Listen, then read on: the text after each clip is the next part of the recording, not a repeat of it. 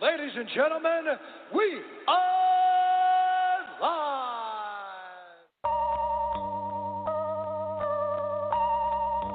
Lyrically, I'm untouchable, uncrushable. Running in a 600, running in a 600. Untouchable, uncrushable. Running in a 600, running in a 600.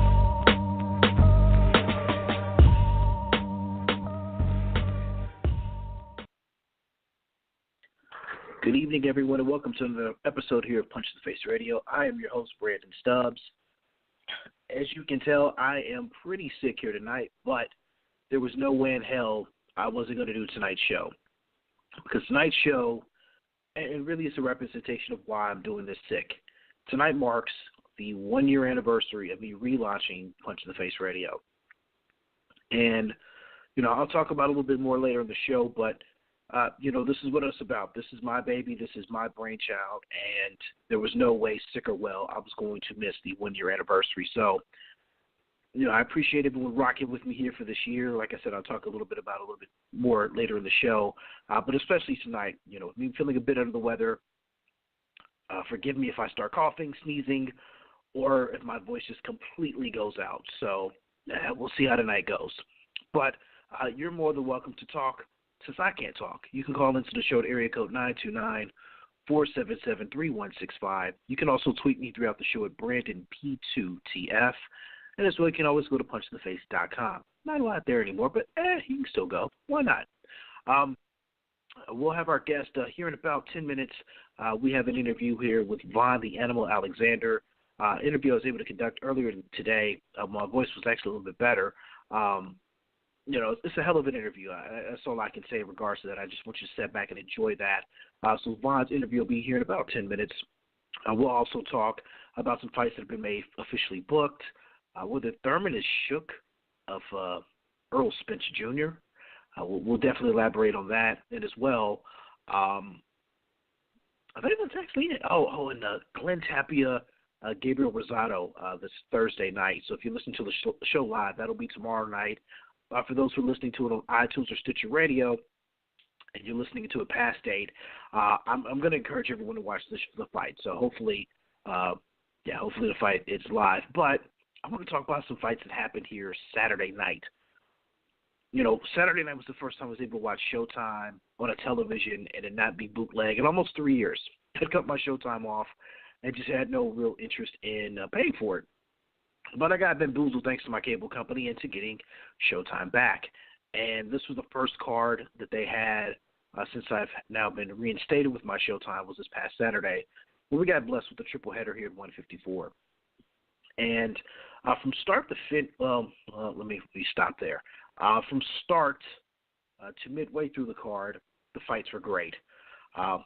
We'll touch on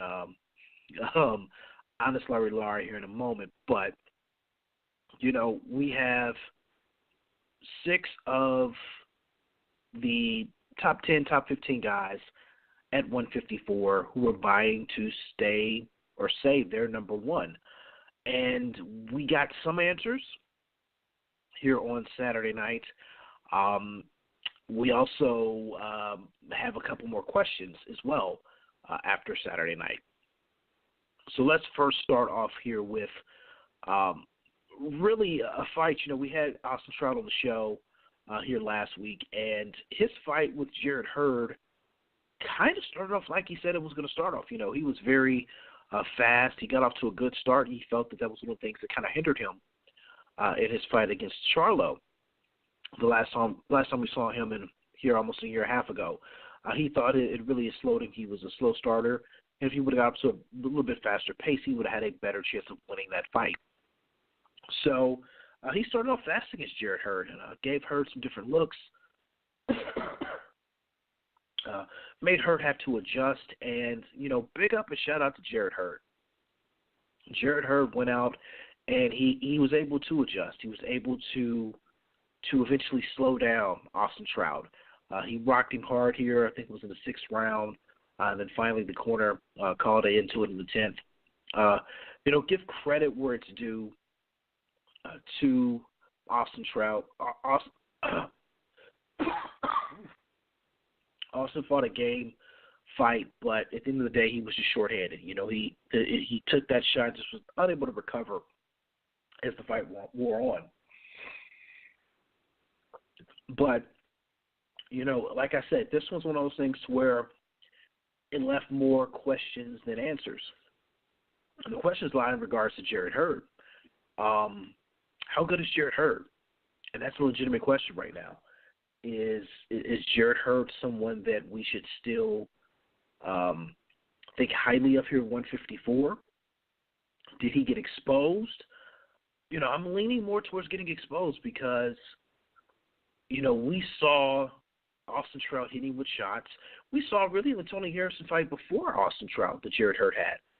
Jarrett Hurd's a hittable guy. And if someone has a little bit more pop in their punches, because he was getting hit clean with some of those shots by Austin Trout, it's not going to end so well for Jarrett Hurd. Now, you have to give Hurd credit for him showing his resiliency in the fight, and when he was down early, not to get overly discouraged and continue to press forward and kind of continue to fight his game. But you didn't hear a lot of great sound advice in his corner. You see stuff like that, it kind of makes you wonder a lot, is he ready for this next level, but also is his corner ready here for this next level that he's going to embark on? And I think those questions are still yet to be answered in regards to him. For Austin Trout, you got to kind of have your heart has to go out to him. Fought a hell of a fight, really the first half of the fight. Ended up getting hit and just never had his legs underneath him. It's a shame that he has been inactive like he has. And, when we had him on the show, it's nothing of his doing. It's nothing that, he turned down fights. It's that PBC lifestyle, unfortunately, that, it's a hit or miss in regards to a lot of these fighters getting opportunities to fight. And unfortunately for Austin, he's one of those who just hasn't gotten the opportunity. With the fight being stopped the way it is, we probably won't see Austin for another 6 to 8 months. But I still think he's very viable at 154. Still think he has a lot to offer boxing, and it's not completely set out. Him being out of a title contention picture, at least in the immediate future, he could, reel off a couple more wins. It could be right back where he was at here this past weekend, this time next year. It is very feasible. 154 is a very fluid situation. The other fight there on the card, though, that definitely showed that it's a fluid situation is maybe not the way of saying this. I think now I now have to take the label off. I can no longer call them the Charlo Divas. I just can't do it. What Jermell did here on Saturday night was shut people up. And his brother did the same thing in his debut at middleweight, Jamal. These guys, they may be legit. And in many ways, it kind of hurts me to say because they just seem so weird. Maybe because I don't have a sibling like that. I don't have a twin. Just kind of come off weird to me in that regards. But let's keep it real. These guys are the villains we need in boxing right now. What Jermell Charlo did to Erickson Lubin was he pretty much took his soul. Let's just call it what it is. It took him all of 2.5 minutes, and he just landed a sneaky right hand, and Lubin was done for. Lubin didn't even, make it up. I think he made it up. Would have been like count 9. He was ruined. He was done from the jump, and you saw it was levels in regards to 154, which leads me to ask this question is, did they ruin Erickson Lubin by rushing him into this fight? And I think that's a very viable question to ask right now is, did he get rushed into it? When we and Adam Abramowitz, shout out to Adam Abramowitz, SN Boxing, did our fall fight preview, we kind of wondered, was this this was going to be a pick 'em fight, we thought. But we also thought that the experience of Charlo would be the difference. And we saw that. And unfortunately, Lubin didn't have to take this fight, but he dared to be great, and he wanted to be in this fight, wanted to be a young champion. and he wasn't ready. I don't know if he would have been ready against somebody like Charlo even 2 years from now. What also scares me in regards to this is his reaction after the fight. His reaction after the fight was, I could still win. I could have still, gone. I could have fought after I got up. I don't know what actually Eric Lubin was thinking, but no. You got knocked out cold. Your body's all stiff, and you're doing these weird twitchings after getting hit. There's no way in the world. This isn't the first time he's went down, which is also a shame. You have to kind of worry a little bit about that. He's 22. He's going to get fights. He's going to get opportunities. But a knockout loss like this can ruin a young guy's career. And, if there was already some murmurs about him being chinny, and we saw the shot that he took that made him go down here on Saturday night, you really have to say, okay, this guy may not be what we thought he was. And to Charlo's credit, Charlo said that, this guy talks smack and I want to shut him up. Charlo made that happen. So, for all the attention that happened after the fight, there was a chair that was swung at Jamal Charlo, allegedly by somebody from Lubin's camp. There was a lot of talk before the fight from Lubin's camp, a lot of trash talking, and you got to give credit to where it's due. Charlo went out there and he shut him up.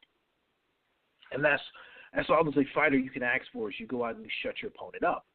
So, we put up the Punch to the Face radio poll, which we do here every week.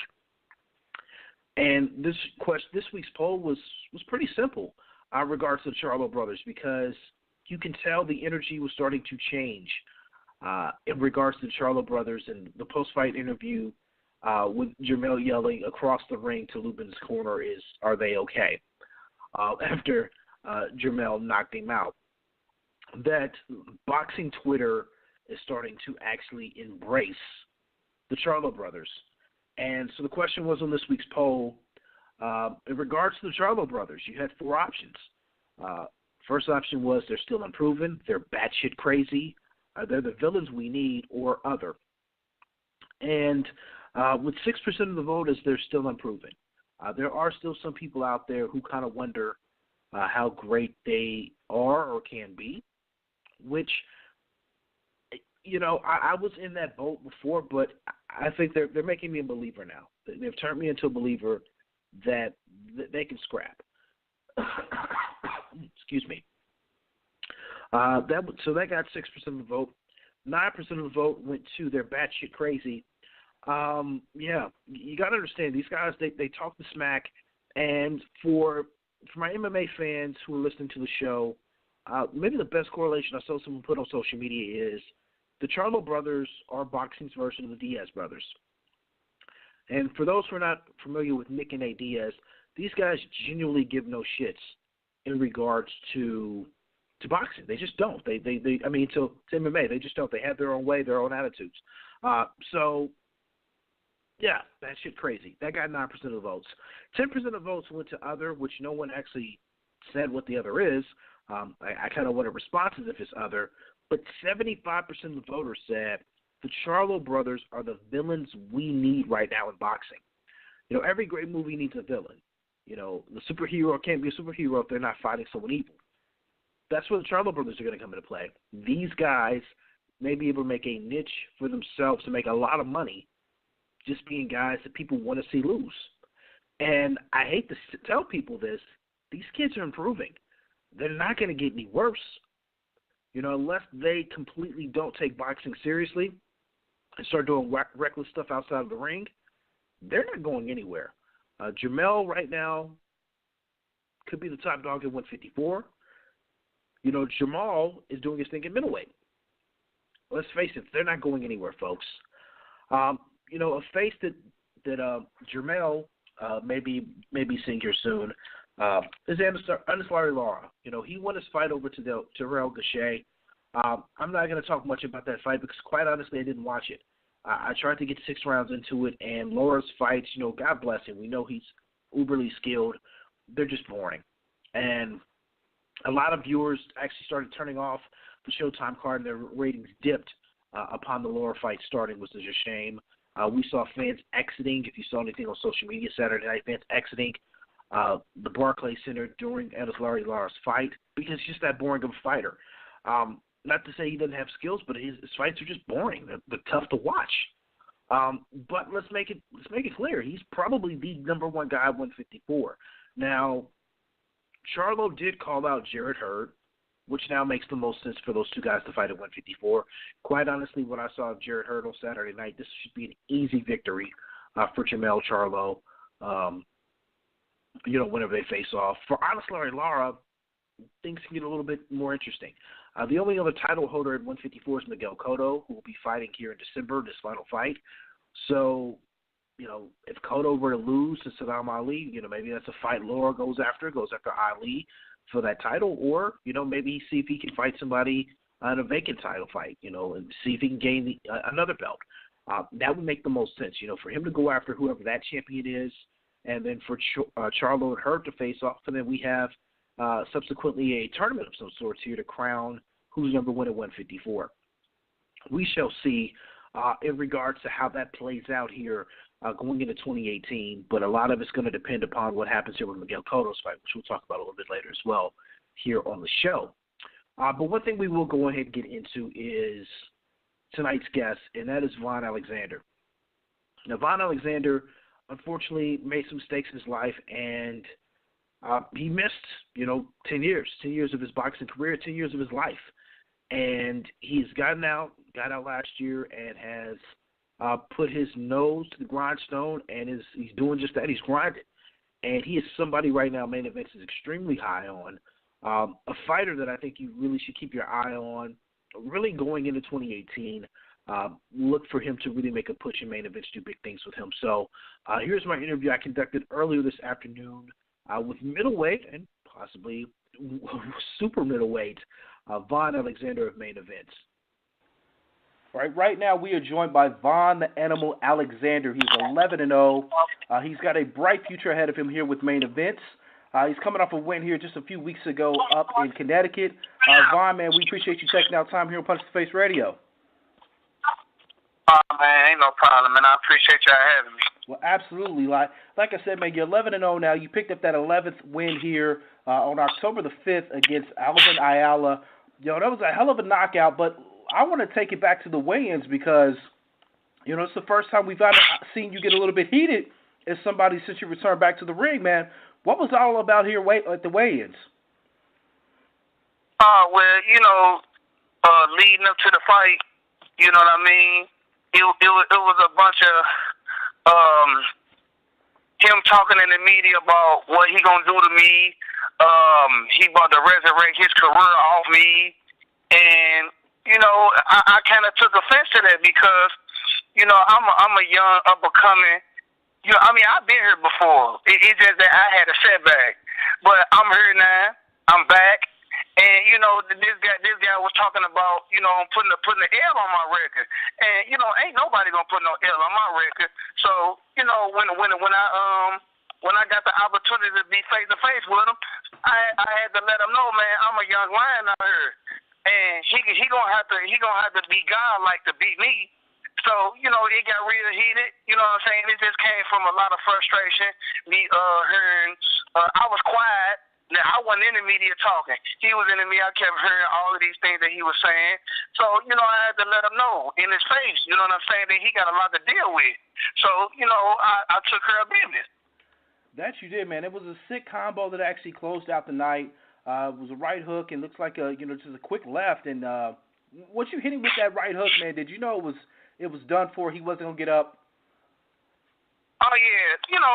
From round one, I fight differently, you know what I mean? If you go back and since I've been out, you go back and look at all the fights I done had since I've been out, I fight differently according to who I'm fighting. So with this guy, when they sent me the tapes of him, I looked at it, and I seen he was a guy that moved a lot. So I'm very, very versatile in that ring. So So I worked on, putting the press down, pressing, because this is what you do to a person that moves a lot. So we worked on in the gym to press him. So I did that. From round one, I put the press down, picking my shots, letting him do what he do, because at the same time, he got to try to win rounds. So I knew he was gonna be throwing a lot of shots. So, it worked out beautifully. It's just that he was a veteran. He was able to go a few more rounds than I thought he was gonna go. But, I ultimately got the job done in the 7th round with that right hand. And thus far he is definitely the toughest opponent on your resume so far. So how would you grade yourself after this performance here earlier this month? Well, I actually, I'm not, right now, it ain't about grading myself. You know what I'm saying? It's about me, taking care of business. Whoever main event's put in there, it's about me picking these guys apart, looking real good. So, I can climb that ladder. But, I say that I did the job, what me and my brother worked on. We went in and, we did exactly what we worked on in the gym, and that's putting the press down. But, I felt that I did pretty good. I got the job done. And, I'm back in the gym, continuously my rise and getting better. You can never get you can never stop learning in this game, and I continuously learn, try to get back to my raw form. Now, you did get roughed up a little bit. We saw you had the bloody nose. Is that okay? Are you going to be able to try to get in there maybe for the year's out and get another bout in for 2017's out? Oh yeah. Listen. This boxing, and it's people making a big deal because I had a bloody nose. I mean, this part of boxing. Sometimes you're gonna get hit, and he was lucky enough. He was one of the lucky ones. That was the first time ever in my life that I had a bloody nose, ever in my life. So, he can honestly say that he made my nose bleed. But, this boxing, man, and, sometimes you're going to get hit. I try my hardest to not get hit, but that night I got hit in my nose, and, he hit me with a good shot. It wasn't effective, but, it's a nose. A nose can bleed easily. So, he hit me with a good shot, but, my nose is not broke. My nose is not fractured. He just hit me with a good shot. That he made my nose bleed. But, kudos to him for doing that. Now, main events is definitely looking to fast track you. Like you said, you had the time away.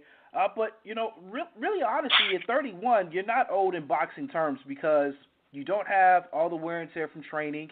You don't have all the wear and tear on you from actually fighting. So, in reality, you're still pretty young in the sport, and we see guys fighting up into their 40s. But how important is it for you, definitely looking more towards 2018, that you start getting those bouts against guys who can get you start ranking up a little bit higher in some of these sanctioning bodies? Man, I'm glad you one of the first people that I never heard say that. I've been telling people this all along. That, man, listen, my body is still young. People get my age. I'm 31. People get that confused as my time is running. My time running out. Man, listen, I'm a young 31, and just like you said, man, my body been so reserved. All I've been doing is keeping my body right. I eat right.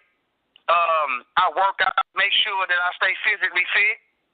But it's definitely important, for me to continue on this fast track because that's what I want. I don't like to be out the ring for months on end. I like to get in there because that's how I will continue to get up to that peak that I want to get to, being of my old self in that raw form. Me fighting. You know what I'm saying? That's how I'm going to get to that raw form. But it's important that I, continue on this path, and I'm hoping main event, puts better opposition in there, so they know that I'm one of the top dogs out here. Now, when you look at the middleweight division, because let's face it, the middleweight division is kind of a mess. I mean, we got Canelo and Triple G are kind of tying some things up with several of the belts. David Lemieux versus Billy Joe Saunders has now been made official for December. There's a lot going on there, right at the top, but then it's kind of muddled, from the rest down.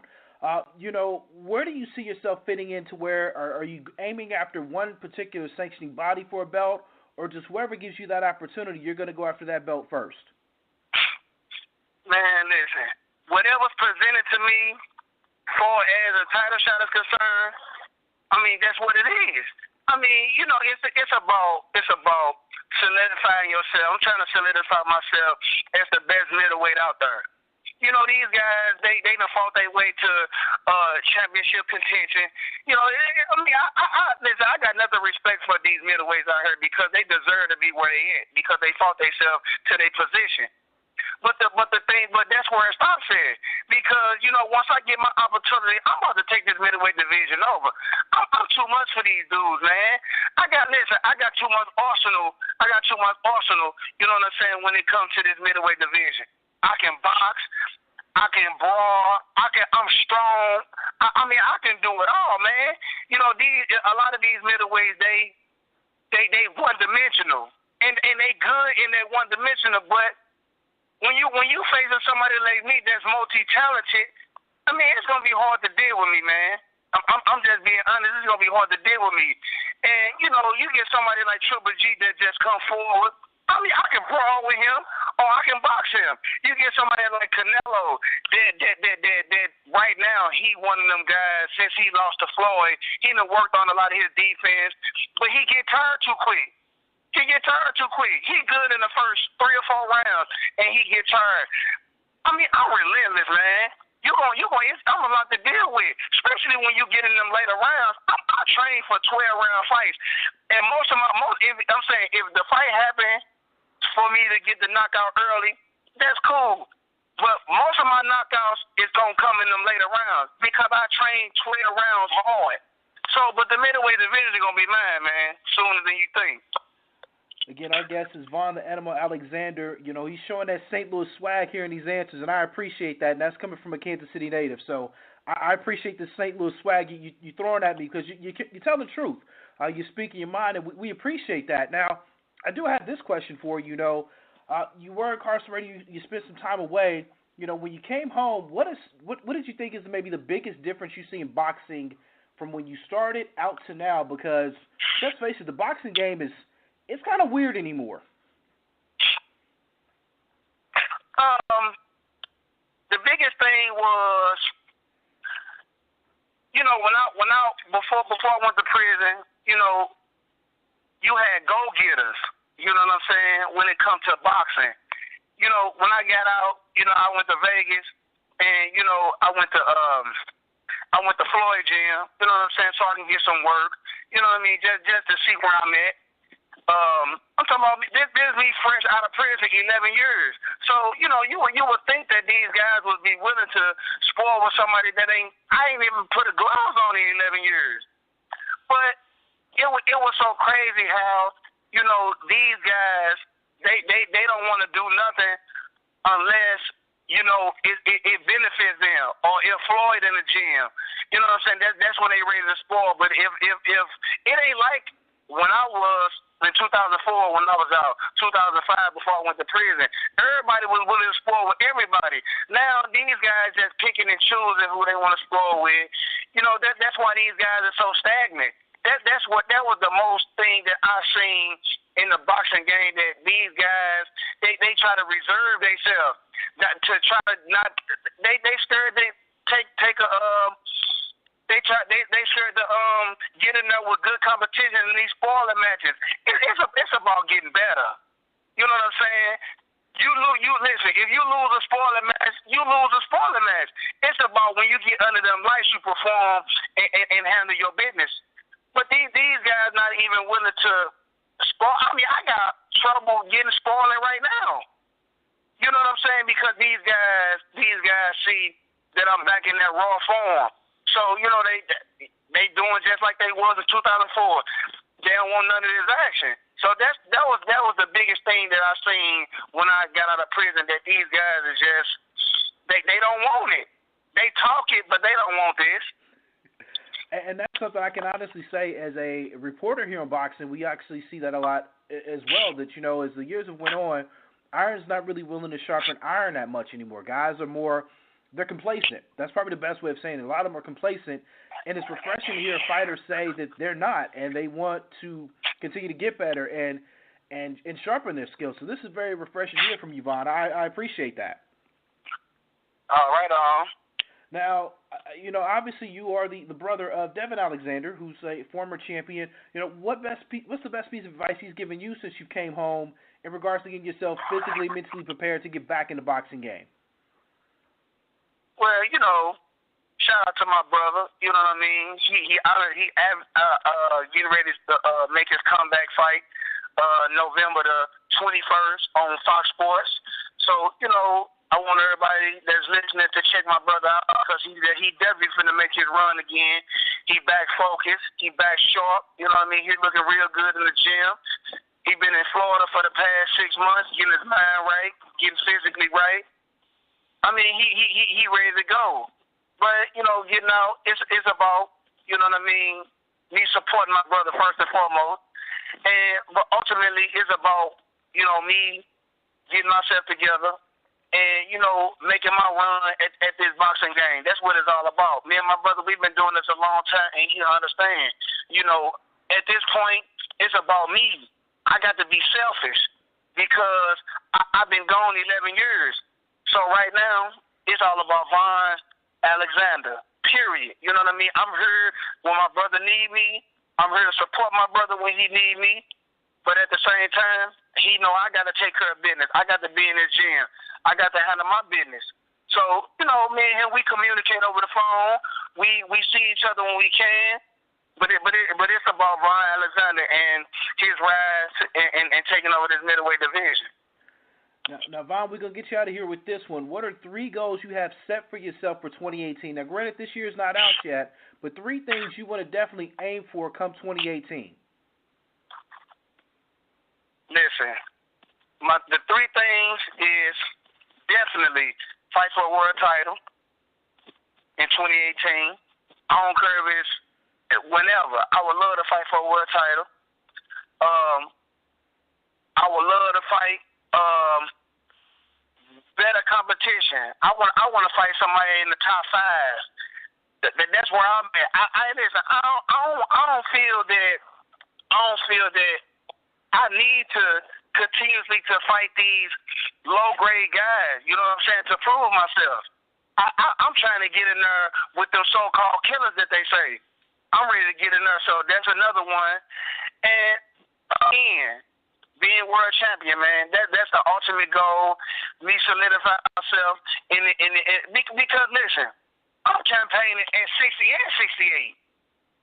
So whatever opportunities out there for me, listen, I'm strong enough for either weight. I'm fast enough for either weight. Listen, my chin strong. I mean, listen, man, it's about opportunities. If the opportunity presents itself at 60 or 68, that's where I'm at, period. Well, right on. We respect that, Vaughn. Now, we said before we started talking on the show, you don't have a Twitter set up yet. Now, that's something that here in boxing you got to have now because, honestly, that's how a lot of fights get made. But, is there any social media platforms that you are on that fans can maybe follow you and keep tabs up on your training and when your next fight is happening? Oh yeah, man. I'm on Instagram a lot. I post a lot of my videos of me training on Instagram. I post a lot of my fight updates on Instagram and Facebook. I've been so busy, training. Man, listen, man, I'm so relentless with this training, man. It ain't the fact that I don't want to be on Twitter. It's just that, man, this gym, I live and I breathe this boxing game, man. And every day, it's about getting better. That's what my focus is. And eventually, I'm gonna definitely get a Twitter. You know what I'm saying, for people to keep up with me, to know what's going on with me, my fights and things like that. But it's about me, you know what I'm saying, solidifying myself, man, as the best middleweight or super middleweight. So, man, that's where I'm at right now, man. It's gym. That's where I'm at, man. Staying focused, staying physically fit, strengthening my body to withstand whoever in there. That's where I'm at right now, man. Takeover. Takeover. That's where I'm at 2018, Takeover. Well, Vaughn the Animal Alexander, man, we appreciate you taking our time here on Punch to Face Radio. We appreciate you, coming back, being mentally and physically strong after your time away, man. That's a good positive role model image you're presenting. So I gotta say I respect that. Keep doing what you're doing. Trust me, Kathy at Main Events will make something happen. You're gonna get some bigger faces and bigger names here come 2018, and the fans are gonna have a lot more of you to see and a lot more to look forward to, my man. Oh, I definitely appreciate it, man. And I want to thank everybody that support me, past, present, and future. And I want to thank everybody that will support me in the future. Well, absolutely, man. Again, Vaughn the Animal Alexander, you're a guest here on Punch to Face Radio. You're welcome back anytime, my brother. All right, thanks to my man. All right, thank you. Again, man, shout out to Main Events. Shout out to Lisa. Shout out to the lovely Miss Kathy Duva as well over at Main Events. And a huge thank you and shout out to Vaughn Alexander. If you can't tell in listening to him talk, this guy's hungry. And unfortunately, in the game of boxing right now, we don't have a lot of that. We don't have a lot of guys who have that fire that burns in them, that if you put a contract in front of them and said, you got to fight in 10 days, they would be willing to do it. You can tell a guy like him, he's willing to do it. He wants to make up for that lost time. He wants to be great. He wants to be a champion. And you just don't have that enough in boxing. You just don't.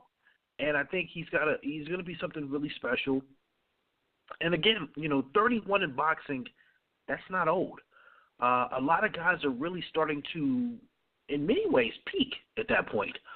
You still got a lot of boxing ahead of you. And in his case, in his circumstance, he's really got a lot more ahead of him. With his body not taking that punishment, for 10 years in a ring, or even in a gym for that matter, his body's going to be fresh. It's just one of those things about him getting the opportunities. Now, with that being stated, he is someone that I know Main Events is high on. You will see him against bigger names come 2018. He'll probably get one more, somewhat of a layup fight, hopefully before the year's out. And then after that, it's going to be full steam ahead with him challenging and getting into some of these sanctioning body fights and eliminator fights come 2018. So a big thank you again to Main Events, Vaughn Alexander, for taking our time. Looking forward to what he's going to bring to the table and the level of violence that he brings. The guy can punch, man. Don't get it twisted. He can fight. I also shout out to Devin Alexander as well, his little brother. He, like you said, he makes his return bout here next month after some time away. So the Alexander brothers are trying to make something special here in boxing. We got to support them. And, me being a Missouri guy, got to support my St. Louis family. So shout out to the Alexander clan doing their thing here in boxing. Something we do want to talk about here that also went down here this past Saturday that I'm not going to talk a lot about because, quite honestly, it did nothing for me. Leo Santa Cruz won his fight here on Saturday. Abner Maris won his fight also on Saturday. These two gentlemen both fought on cards, separate cards on Fox before the Showtime card started. Also, all these were arranged here by PBC. And I couldn't tell you anything descriptive in regards to either one of their fights. I watched them both, and quite honestly, that shows you how much I retained. Neither fight did anything for me. Neither.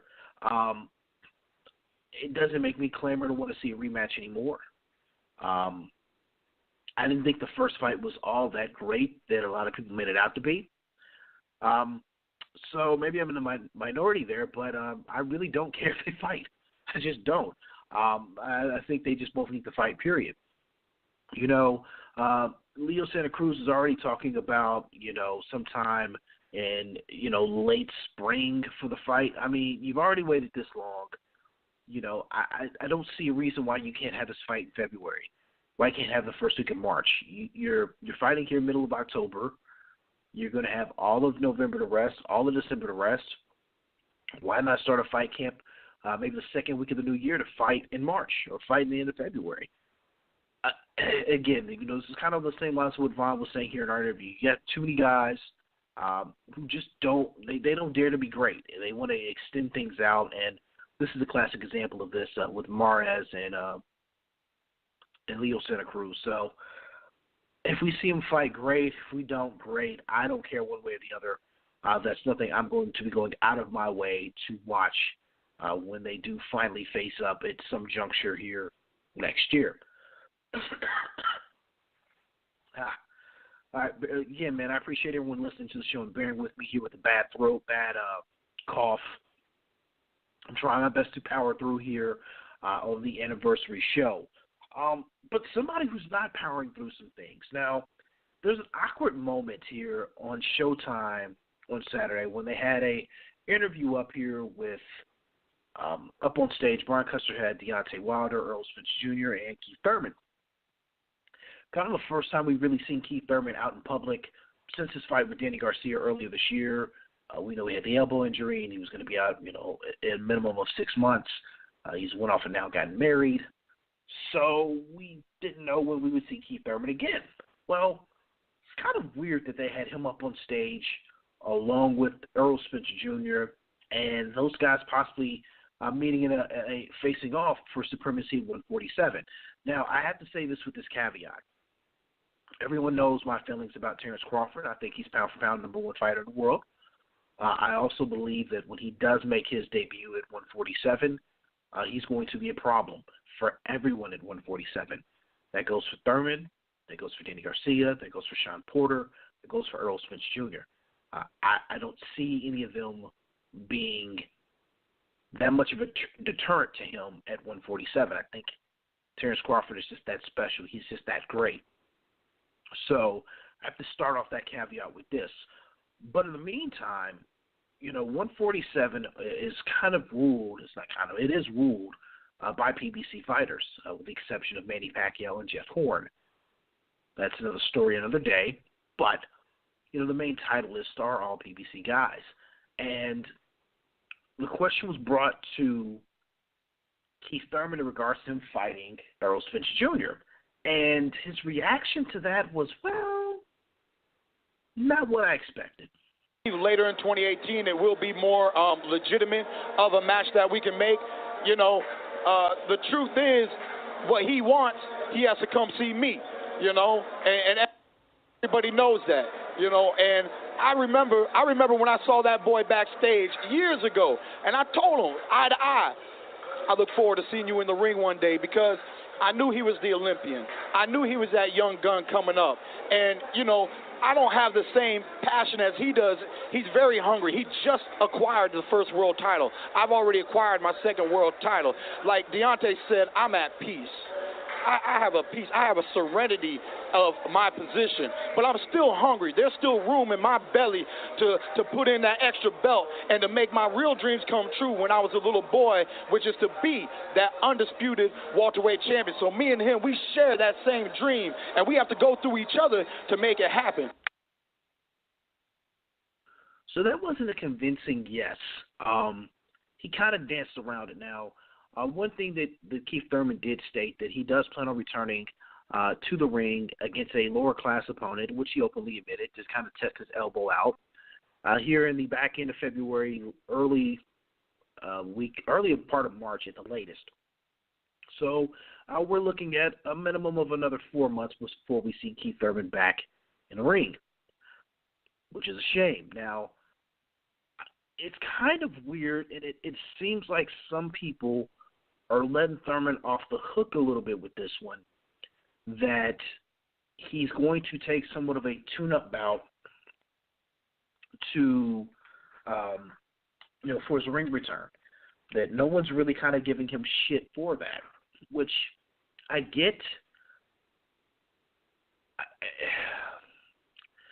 I get to an extent, but I also understand that Keith Thurman has been very inactive the last 2 years. He had one fight in 2016. He's had one fight here in 2017. He did have 2 fights in 2015. He had 2 fights in 2014. But that was the last time he actually fought twice in a year was in 2015. And for someone like Keith Thurman, who is 28, young in boxing, keep that in mind, 28 career fights. It's weird that you wanted to see him fight higher tier guys. You want to see him challenge himself. You want to see him be great. You know, he says he's, you know, once he has this dream of being the undisputed unified champion. With comments like that, doesn't make it sound like you're real serious about fighting Errol Spence Jr. Now, Errol Spence Jr. right now is the boogeyman for everyone at 147. Let's just call it what it is. He is the boogeyman there. And I don't mean that in a disrespectful way. I mean that in a real way. He's the boogeyman. Like, no one wants to fight him. And, you know, for Thurman to say, you know, there'll be more viable fights, you know, later in the year and what have you, and, you know, he's making it sound like that Spence has to chase him. I understand that Thurman may be the more established of the two. He may have the more names on his resume. But at the end of the day, Thurman hasn't done a whole hell of a lot at 147 in regards to just being this dominant champion. You know, split decision win over Danny Garcia. He had a unanimous decision win in a close, entertaining fight against Sean Porter in 2016. But then after you get past that, I mean, Luis Collazo, Robert Guerrero, Leonard Bundu, Julio Diaz, Jesus Soto Carras, you know, Diego Sanchez. I mean, these are his last, Diego Chavez. These are his last few fights. So, you know, I don't really get why he feels that he's on this high perch. Let me just keep it real. There's no one at 147 who's currently a title holder who should be on anyone's perch, who should feel that they're the best guy at 147. No one. That goes for Spence. That goes for Thurman. That goes for Lamont Peterson. It even goes for Terrence Crawford, who's moving up. No one should feel that they're that guy because no one has put that work into the division at this point. They just haven't. They haven't earned that clout that Mayweather and Pacquiao have, and, you know, to a degree when Cotto was fighting at 147. No one's built that. They don't have that built in. They haven't done that yet. You know, Thurman needs to be a lot more active. If he's going to be the guy there in the division, he's going to have to be more active. You know, and for Errol Spence, you know, we might as kind of well get on this topic here now. You know, he does have a fight that's now been announced. He's going to be facing Lamont Peterson. I don't know if that's actually been officially a date's been officially set for that, but they're going to be facing off here. Let me see if it's listed on here. It's no date listed yet. It's going to be more sometime in January or February. It's going to be for Spence's IBF championship. Lamont Peterson does hold like a secondary version of the WBA title. Lamont Peterson's a legitimate fighter. You know, he's not a bad fighter at all. Maybe not a true welterweight. You know, he did a lot of his damage and won titles at 140. Was a hell of a fighter there. Fought some great fights. Fought some great fighters. And I think it's going to be a good challenge for Errol Spence Jr. when this fight does go down. It's just that, you know, he may have the more decorated resume out of anybody right now at 147 who's open and active. Let's just call it what it is. He may have the best resume, and, you know, he's maybe the most underlooked guy there is. To his credit, he's there to be great and has fought guys. He's fought the Danny Garcias at 140 and, you know, the weird catch weight. He's fought Amir Khan. He's fought other guys who were top at their game. You know, Tim Bradley Jr., for example. Bradley was out there beasting at 140. So, I mean, he's fought guys. He's fought, you know, legitimate guys. But, you know, this is another guy. Lamont Peterson, another PBC fighter. He's only had one fight this year. Didn't fight all in 2016. This is just a growing cycle. You know, Errol Spence Jr., by this point of this year, should have really been a bigger star than what he is. All the momentum he has from his win over Kell Brook here in May, it's lost. And by the time, you know, February or late January, whenever he fights Lamont Peterson happens, all the momentum is going to be dead. And I don't know who you point the finger at. I don't know who you blame. But somebody has to catch the blame for this because you have far too many fighters who are just not active. And it's a shame because, these are guys in their prime or entering their prime or not even close to their prime yet, still in their 20s, early 30s, and they're not active. They're not fighting, 3 and 4 times a year. Hell, I'll even settle for 2 times a year. We're not even getting that out of these guys. And these guys are title holders. And it's a shame. It's a real shame, a sham to boxing that this is happening. But, let's hope that with Lamont Peterson and Earl Spencer Jr. both fighting each other here first quarter of 2018, that we can see them multiple times in 2018. We'll see. So that fight's been made official. It's been booked. We just don't know where it's going to be at. More than likely, I'm hearing possibly somewhere on the East Coast. Another fight that's been made official that is really interesting is that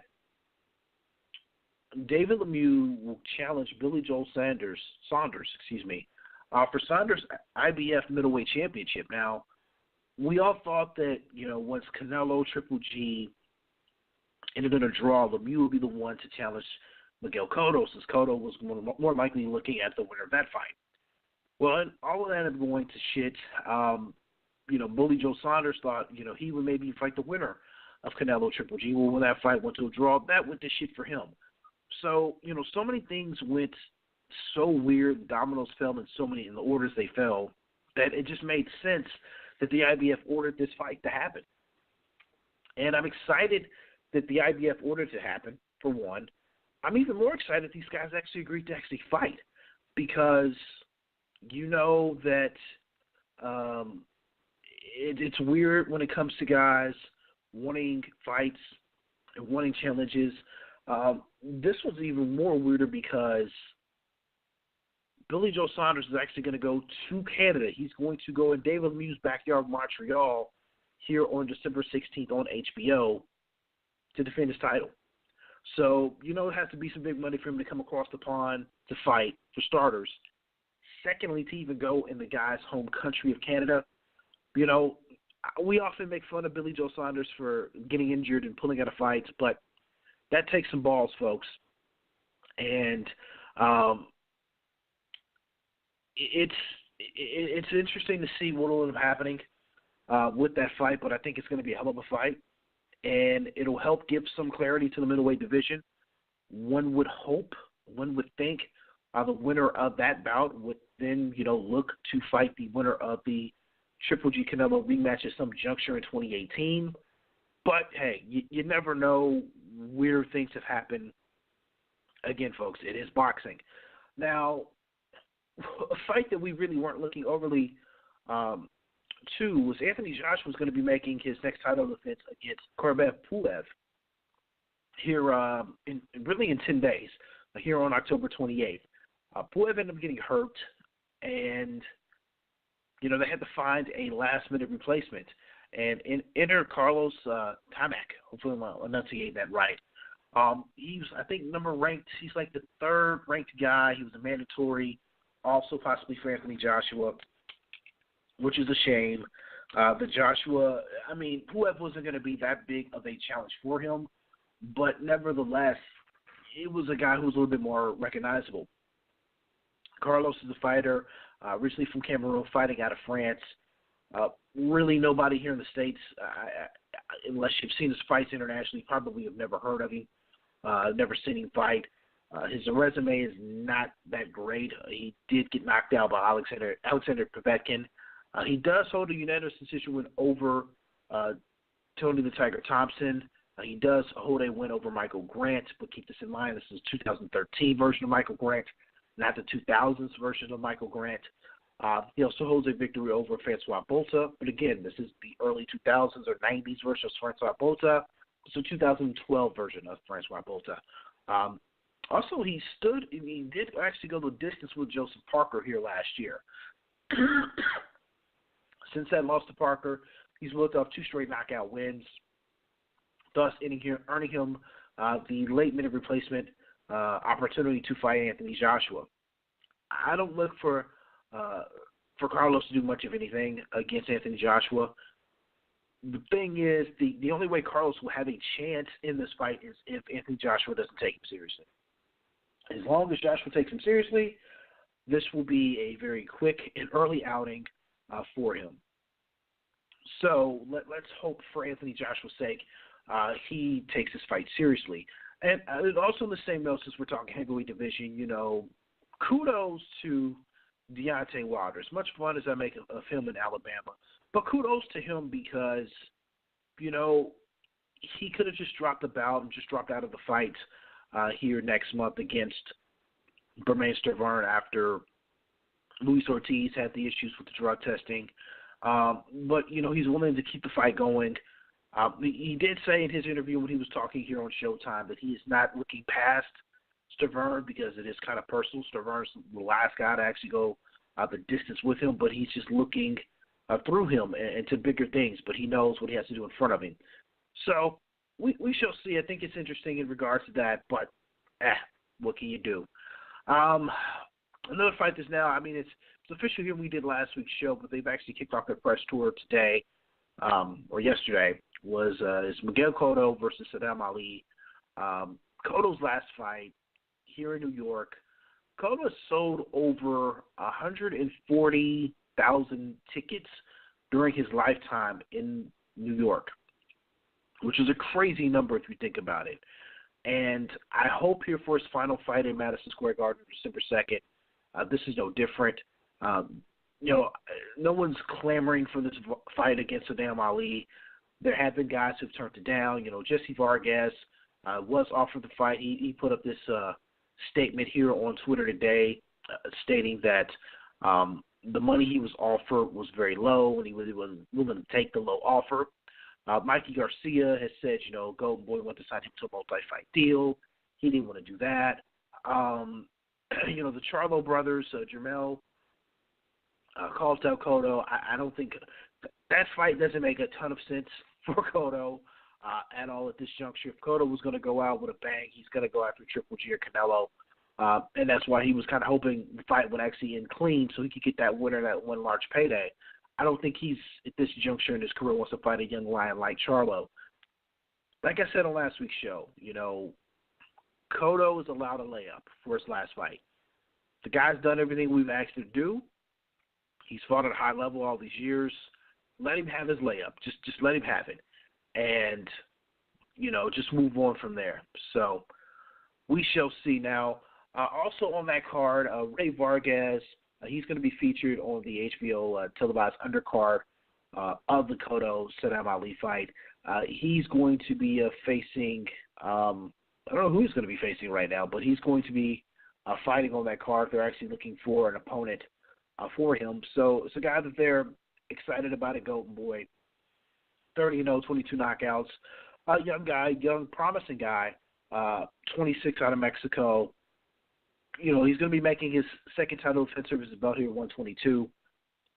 So we know he's going to be a part of the card. We'll be also interested to see who else they're able to add to that for that in New York, for that to sell. I don't think it's going to have issues selling in regards to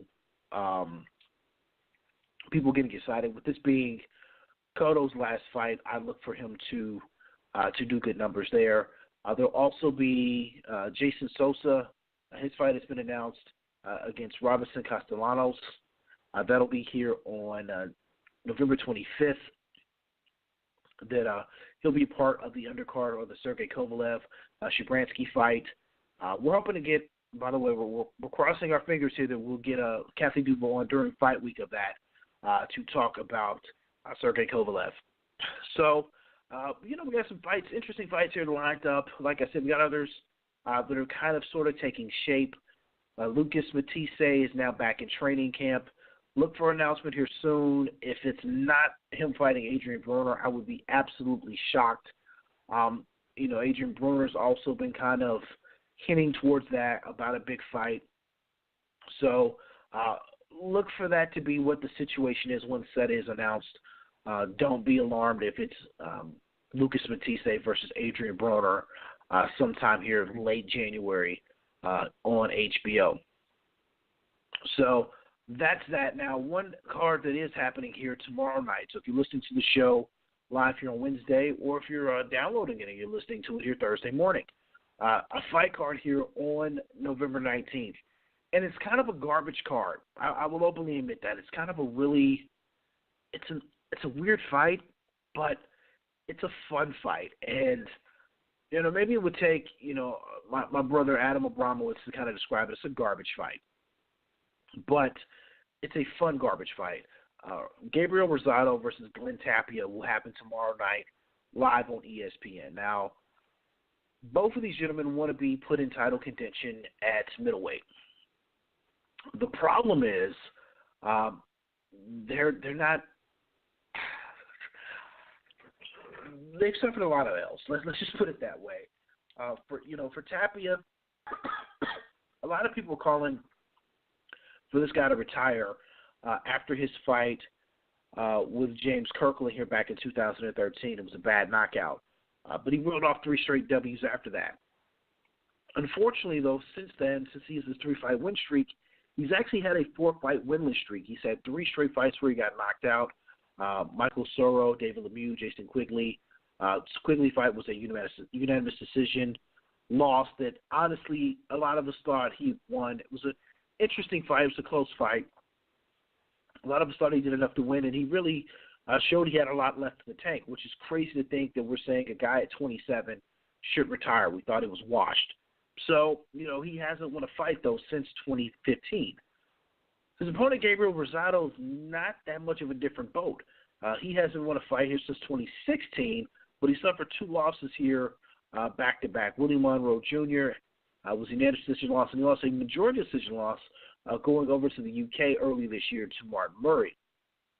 Now, both of these guys want to remain relevant, whether they're fighting at 154 or fighting now at middleweight. They want to stay relevant. They want to be on TV, and this is somewhat of an eliminator bout. This is cannibalism for Golden Boy. Let's just call it what it is. Golden Boy doesn't have that much depth in regards to quote-unquote star power. They're in their divisions. They have a lot of fighters that are signed. That's not what I'm stating. But what I'm saying is they don't have any stars there on the roster, and they're trying to build those guys up. This this ESPN platform is important for that, so they can be then moved to HBO, and they can sell those fights to HBO and make more money. But they just got to get opportunities. So unfortunately, you're left with main events with Glenn Tapia and Gabriel Rosado, who really shouldn't be main eventing, but they're more recognizable names, so you can actually get these other younger fighters an opportunity to fight and be seen. So, it's a double-edged sword here for Golden Boy. They're trying their best with this and trying to build up their product and try to build the roster back up after the split with Richard Schaefer and all those guys that were Heyman guys underneath Golden Boy, parting ways and going with the PBC. So it's a shame that it's happening that way, but it is what it is. They're slowly but surely building their roster back up, and this is what we get in return here on Thursday. We get Gabriel Rosado versus Glenn Tapia. I honestly think it's going to be a better fight than what many expect, and I really think it's going to be a fun fight. I really like the fight, as crazy as that sounds. So we'll see. We'll see. So that's that here for this week. Now, before I go, because again my voice is starting to give out on me. It's been a rough night. It's been a rough day being sick. Being sick is no fun. So again, I appreciate everyone listening to the show here and bearing with my horrific voice, my coughing, and my congestion. So I appreciate everyone rocking with me here tonight. But what I do want to say here is, before I go, is tonight marks the 1-year anniversary. Well, technically it's the 19th, but whatever. Tonight marks the 1-year anniversary of me going back and coming back to doing podcasting. This is the 51st show, technically 52nd, but whatever. We'll explain that another day. But this is now a year that I've came back from doing podcasting. I took a year and a half away to get my head back together after working for Bad Culture Radio and having my own show there, and just pretty much getting tired of everything. And it took that time away for me to be away from the sport and doing the podcasting to appreciate it again. And I love it. And I want to thank some people who have helped the show progress on here through the course of this year.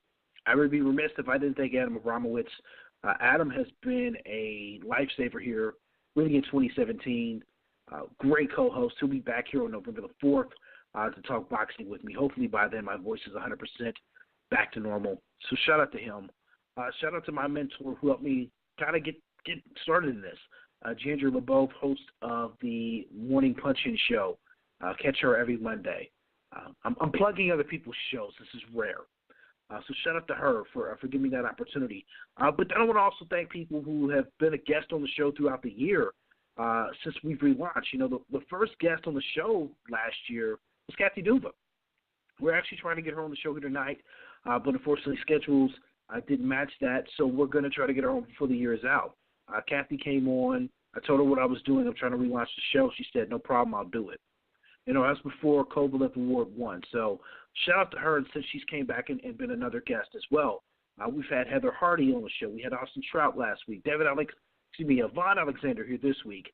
We're trying to get Devin Alexander as well. We've had James Dominguez from Kelly Pavlik's Punchline show. Shout out to Amy Green. Amy Green, a great PR person, came on and rocked with me. Ishmael Abdul Salam of Beatsboxing Mayhem. And also NYK Loyalists, which I got to talk to him about his Knicks this year, have came on and have done the show. We've had a few MMA people as well when we were trying to kind of split the show up and be both MMA and boxing when we first relaunched it. But that didn't really work. MMA fans are kind of fickle, and boxing fans are a hell of a lot more passionate about all of this. So I appreciate them coming on and doing the show. Marlon Esparza as well, another one that was one of my favorite guests so far since the relaunch. Brandon Rios. We hope to get Brandon Rios back on the show as well now that he's going to be fighting Danny Garcia. It's crazy if you think about it. We'll hopefully get him back on as well to talk. Tom Leffler from K2 Promotions. Tom has done the show. He did that before Triple G's fight here with Daniel Jacobs. Carl Moretti from Top Rank just a couple weeks ago came in and did the show. So shout out to him. So I said this and I meant this. When I relaunched the show, it was going to be bigger and better than what I did before. I'm still trying to stick by that. I'm still sticking to my morals that this is my show and I'm doing it my way. And it's worked out great. And I love the feedback. I want to thank everyone who listens to the show. I want to thank everyone who subscribes to the show, whether you're subscribing via iTunes, whether you're subscribing via YouTube, whether you're subscribing via Stitcher Radio, however you're listening to the show, when you're listening right now, thank you. You give me my encouragement to continue to do this. Shout out to everyone who tweets me after listening to the show, and everyone who says they're going to keep calling in, but they never call in. Shout out to my man Tan V, who constantly tells me he's going to call in but never does. Shout out to Coach Larry, who also said he's going to call the show when he's sober. I don't want that to happen. So shout out to everyone who does that. Shout out to my man Mike Money over there on the East Coast. Mike is a valued member here of the family here at Punch in the Face Radio. Speaking of which, I see a number that's appearing on the board right now. I'm kind of surprised it's not Money Mike. Money Mike must be extremely busy, so let them reach out to him. But we do have a caller here on the air whose number looks familiar. Caller, you're now live here on Punch in the Face Radio. It is the lovely Miss Donna. I could not let the show end without saying happy anniversary to Punch to the Face Radio. I can't think of a better way to spend a Wednesday without listening to you. I may sound a little biased, being your mom and all, but good job. I'm glad you're back. Well, I appreciate that, and I would be remiss if I didn't thank you for continuing to encourage me to do the show, for me to tell me, no matter how tired I am, to still do the show, to still get things planned, to still email people and hound them to come on and do the show. So you're a major part of this as well. For those who don't know, Miss Donna, on Twitter, Miss Donna61, yes, that is my mom. She is also the photographer here for punchtheface.com, where we do live feeds and go cover sports live. So shout out to her for her tireless hard work.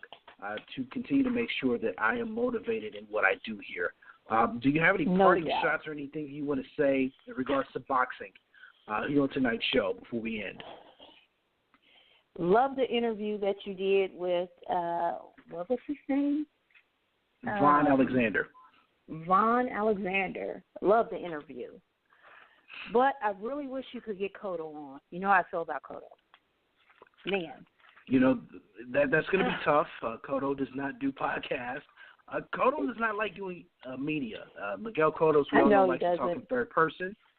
So, you know, we never know. But we will be watching live December 2nd for his final fight. So we are a pro-Cotto household here. Hashtag Blacks for Cotto. We're trying to get that hashtag started here. That's what we're doing, Blacks for Cotto. So, but definitely, but Ms. Donna, I appreciate you taking out the time, as always, to not only listen to the show and be a proud supporter of the show and help, do the verbal campaign to make sure everybody knows the show's existence. I just thank you for being my mom, so thank you. Well, thank you for being a great son, and again, happy anniversary. Thank you. All right, not too many people can have their own mom call in the show and support them, and actually knows their boxing, so shout out to my mom. So if you follow on Twitter, Miss Donna61, pretty good chance you may not follow back. I don't know how that works out, but nevertheless, that's the show here for this week. No idea what is going to happen on next week's show. No clue. I hope my voice does sound better by then. We don't know. Hopefully I can shake whatever's wrong with me. But as always, shout out to all the brands that I intertwine with. Shout out to Adam Abramowitz, who's right now currently traveling for his job. So follow Adam on Twitter, SNBoxing. As well, go to SaturdayNightBoxing.com. Again, SaturdayNightBoxing.com. Adam writes a lot of good stuff and a lot of introspective pieces in regards to boxing. He has his observations from this past weekend's fights on Showtime. I don't know if he even touched Leo Santa Cruz, Abner Mares or not. I hope he did because it was a really shit card. But definitely make sure you read what Adam does at SaturdayNightBoxing.com. That's my brother, I supporting. And as well, make sure you follow the group on Facebook, SN Boxing. We say a lot of interesting things, a lot of fun topics, but some of the responses are completely crazy. But that's what makes the group fun. So Saturday Night Boxing, so SN Boxing on Facebook. And as well, you know me, Brandon, punchtotheface.com, and as well on Twitter, Brandon P2TF. Please follow me. Please tweet me stuff that you listen to here on the show. And also subscribe. Punch to the Face Radio on YouTube, Punch to the Face Radio on Stitcher, and as well as Punch to the Face Radio on iTunes. Those are the platforms that we're on. We're trying to grow and be bigger here in year 2, and this is just the start. Let's hope here as year 2 goes on, we don't have any more sick days. The voices sound funny, but we're here for you people. With that being stated, man, as I say always, and I can't stress enough anymore in today's day and age, I want everyone to stay safe, stay blessed, love one another, because that's the only way we're going to get through this. Until next week's show, I'm Brandon Stubbs, and I'm out.